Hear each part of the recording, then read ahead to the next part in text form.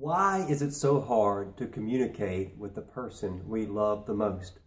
You would think in an age of Facebook and Instagram and Twitter, where we seemingly are in constant communication and interaction with others, that we would be great communicators with our spouses.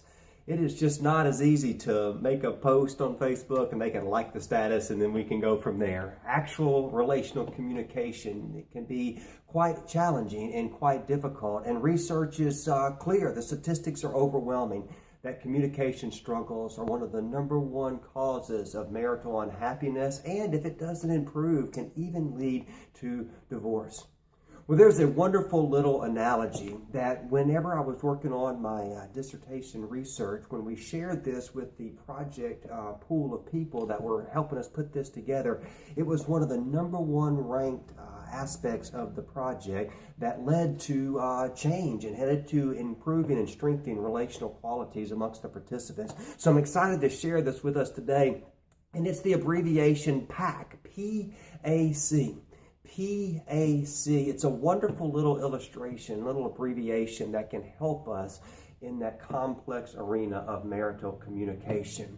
Whenever we have communication discord, chances are our communication is falling into two of those three letters in the abbreviation. The P stands for parent.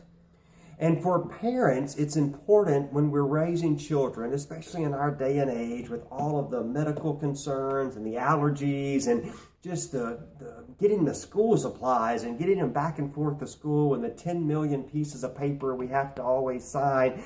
It's very important for a parent to be in control, to guide and direct and dictate, to instruct, to organize, to plan, to make rules, to set the agenda for that child. That's called good parenting and responsible parenting. As we help young children grow, it's very responsible and wise for us to take a much more firm and controlling, organizing, instructing type of disposition with our children.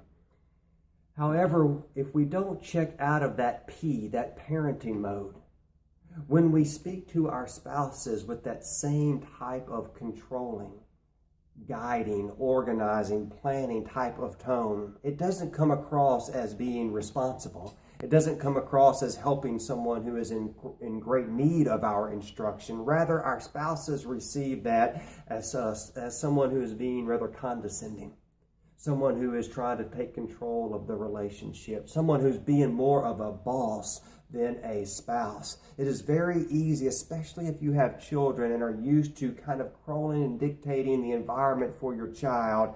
If you don't check out of that when you're talking with your spouse, it's going to create a very rigid and firm and almost derogatory, condescending type of tone with your spouse. The C, the P-A-C, the C of that analogy stands for child.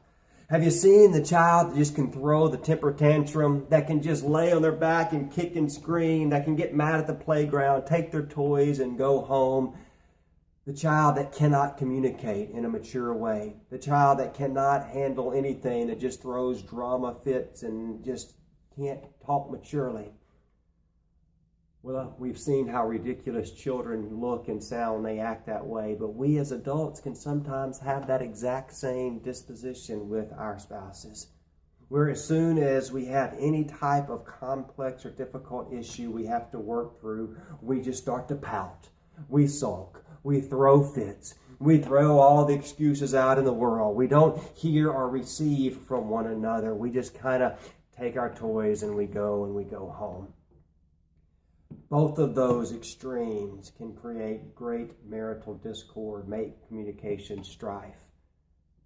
But when we can land in that center position, the A, the P-A-C, where we're not speaking like a parent and we're not reacting like a child, but we're speaking as adults. Adults that honor one another. Adults that listen to one another. Adults that value one another. Adults that never forget that the person we're talking with is the person we have pledged our life to, the person that we love the most and that loves us the most, the person that we are in the deepest relationship and commitment and trust with. Whenever that relationship is communicating in that adult position, when there is mutual respect and dialogue, where people are free to share their thoughts and feelings without someone taking a condescending tone and without someone just throwing a drama queen or king fit, where there is mutual respect and listening to one another, that is when the marriage can go into deep levels of communication. If you will keep that little analogy in mind, the P, A, and C, and ask yourself, am I taking a controlling parental type of tone with my spouse? Am I responding like an immature and irrational child throwing a fit? Either of those will create discord. Look to where you can have that middle adult analogy, that A, that adult response, where everyone is valued, listened to, mutually affirmed, and supported. If you will remember that PAC, these 5 minutes that you invested will help you thrive in your marriage.